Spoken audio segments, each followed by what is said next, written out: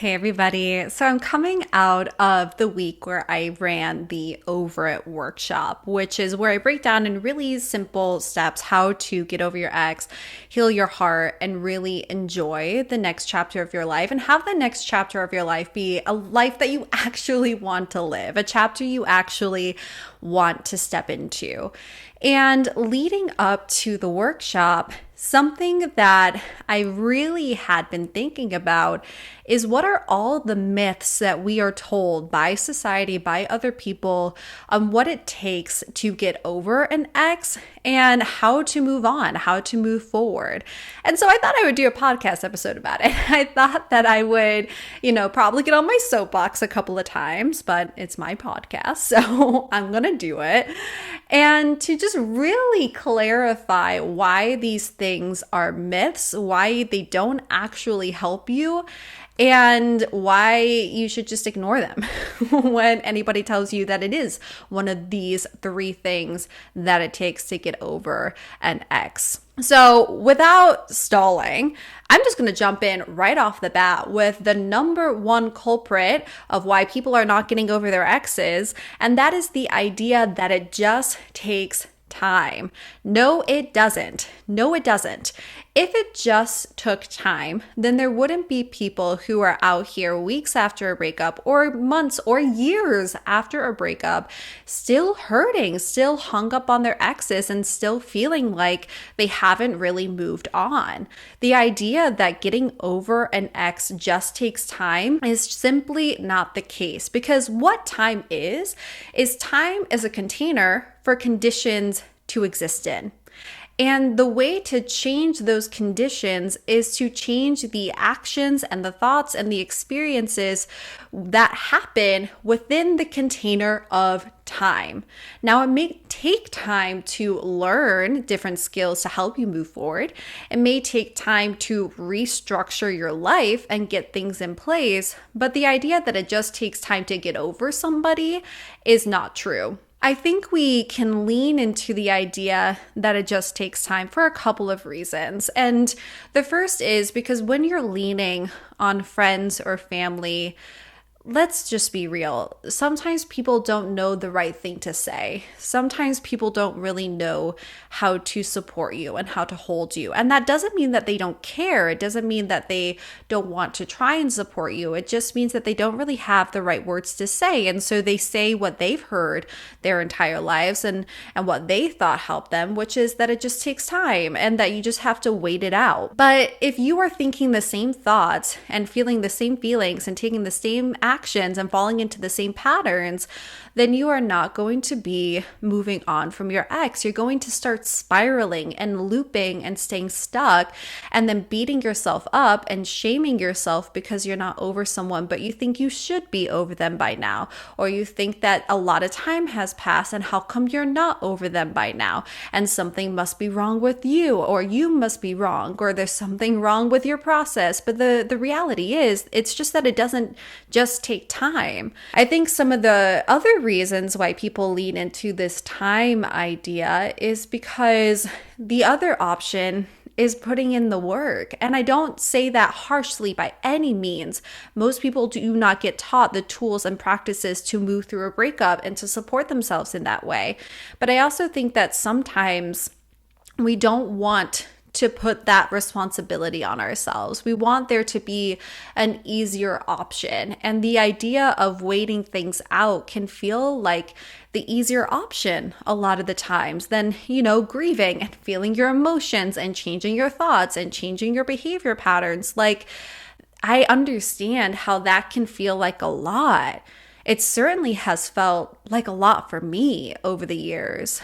When I think back to some of my hardest breakups, some of my stickiest breakups, some of the relationships where I felt like it did take a long time to get over them, I learned through experience that feeling your feelings isn't always pleasant. It's not always something that you want to do. Trying to change your thought patterns and catch yourself and readjust things and change your habits, it's things that take a lot of commitment and dedication and choice and deciding that you're going to do something different for yourself. And so I think part of it is not having the tools and practices taught and available. And I think part of it is that the idea of waiting it out can seem more appealing than going through the process of really getting underneath your mindset and feeling your feelings and processing your feelings and grieving and allowing yourself to go through that experience to move on, to move forward. But the people who choose to go through the mindset patterning and the healing of feeling your feelings and grieving and processing the breakup, what I find is the people who are willing to do that end up feeling better about themselves as a whole, more secure and confident in themselves as a whole. And they often are able to make more grounded and aligned decisions for themselves in future relationships. They are more aware of what they do and don't want in a relationship and what does and doesn't work for them in a relationship. And I think a lot of that is because of the power of reflection and getting really clear with yourself and understanding your mindset and your behaviors in a different way. But the idea that it just takes time is simply not true. It takes time to learn things and to build up new habits and patterns, but just letting time go by is not going to be the change maker you want it to be when it comes to moving on from your ex and healing and grieving from a separation. The second thing I hear a lot from people is that you just need to date other people. You just need to sleep with other people. The best way to get over someone is to get under someone else. And I'm not here to say what you should or shouldn't do after a breakup. I'm not here to tell you what's right or wrong. I just want to say that the idea that sleeping with someone else or dating other people, the idea that that's going to help you heal or grieve or get over your ex, I don't think that's true. I think that the way to grieve and move forward from your ex is to process the feelings and to grieve the relationship. Again, I'm not saying what's right or wrong here. I do think that sometimes in our lives, people come into our lives where it's a really good fit and it's really aligned and the relationship's really beautiful, and we almost, I don't want to say seamlessly, but like seamlessly move into it. And I'm not here to say that's wrong. I'm just saying that in those cases, chances are you're still going to be grieving your ex. You're still going to be processing some of the pain and the hurt and the frustration and the experiences that have happened in the previous relationship. Not a lot of change has happened in the time frame that has taken place. So if you are dating other people or sleeping with other people to try and get over your ex, I don't think that's going to help you in the way that you want it to help you. I don't think it's the solution you're looking for. I think the thing to be aware of also in that choice is that intimacy can lead to a false sense of closeness that's not actually there. It can lead to you becoming attached to someone, into wanting something with someone that maybe you would not have wanted if you were in a more settled place in your life, if you were in a more grounded place within yourself. Again, not about what's right or wrong. I've had relationships end and new relationships begin in a shorter amount of time. And sometimes, quote unquote, life happens. I also just know that from working with clients around breakups and separations, as well as my own experiences, as well as what I've studied in the realm of relationships, this is not the change maker you want it to be in moving forward from your ex.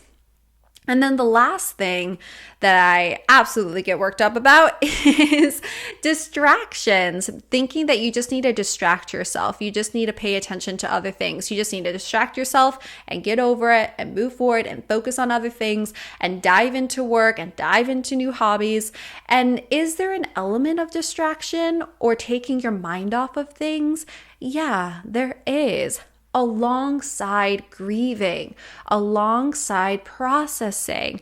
not shoving things down, but maybe setting them off to the side for a couple of hours or for a day or for a week or to give yourself a chance to breathe, to give yourself a chance to feel joy and pleasure and openness and levity. Yeah, of course, there's a place for distracting yourself or giving your brain or your body a break from processing.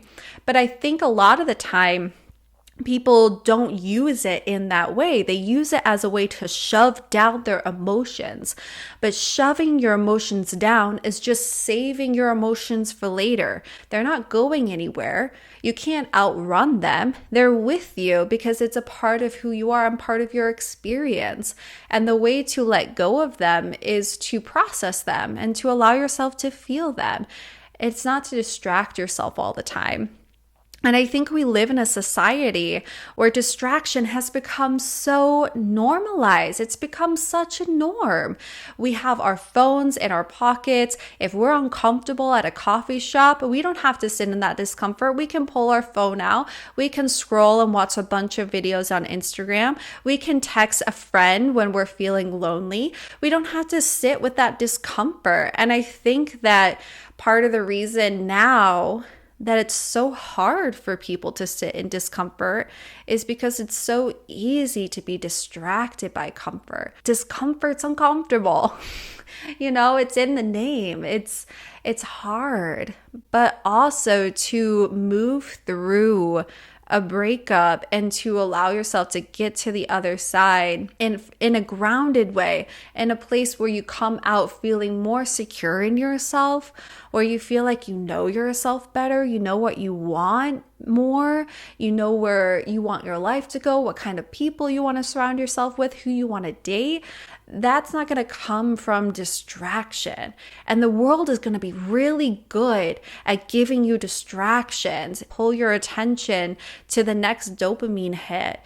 And I do think that part of your responsibility, but when I say responsibility, I mean responsibility, your ability to respond to your breakup and to move through your breakup in a different way and to get to the other side quicker and to feel like yourself in the journey and to feel more confident, secure in yourself in the journey, grounded in the journey, is by deciding that you are going to show up for yourself and show up for the process and show up for your feelings in a different way.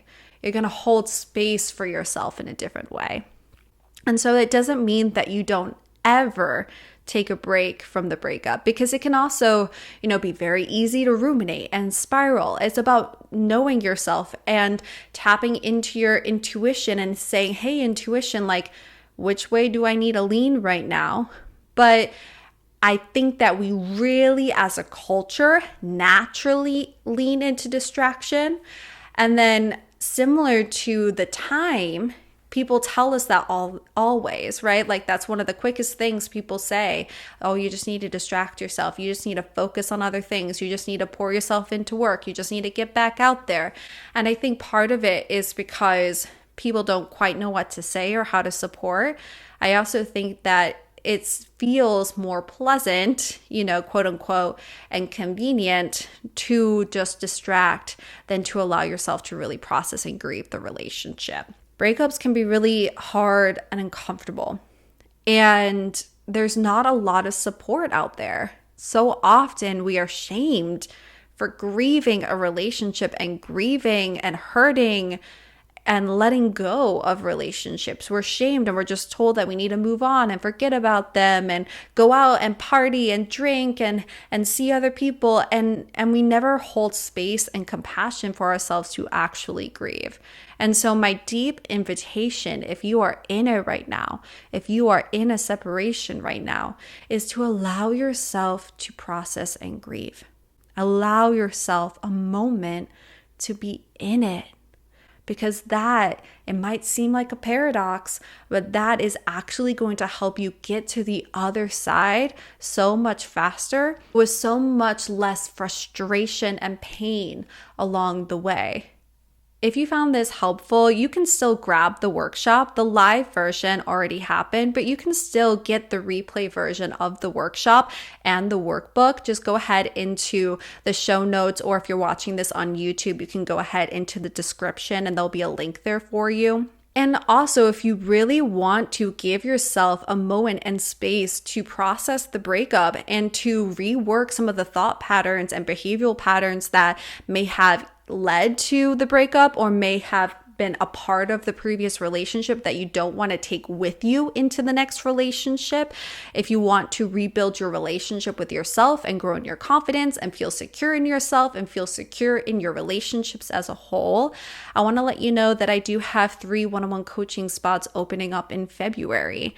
What I do with my clients is I really help them get underneath their thought processes and the stories that they're telling themselves, about relationships, about what's possible for them. And I help them shift their story. I help them reprogram their thought processes. I help them learn the relational tools and the self-love tools to have the relationship that they want with themselves and other people. So if that's something that feels good for you, you really want to take some time to focus on you, to create a life that feels fulfilling, to form relationships that feel connected and healthy, I would love to invite you into my one-on-one coaching program. You can click in the description, in the show notes. There'll be another link there to hop on a connection call with me where I'll ask you questions, get to know you, get to know your life, get to see how I can support you. And if it feels like a good fit, then we can move forward together. Thank you so much for being here and listening to this episode. If this served you, I'd be so grateful if you could rate it 5 stars and leave a review. I would be so grateful. And thank you. Thank you for doing that. And I'll see you next time.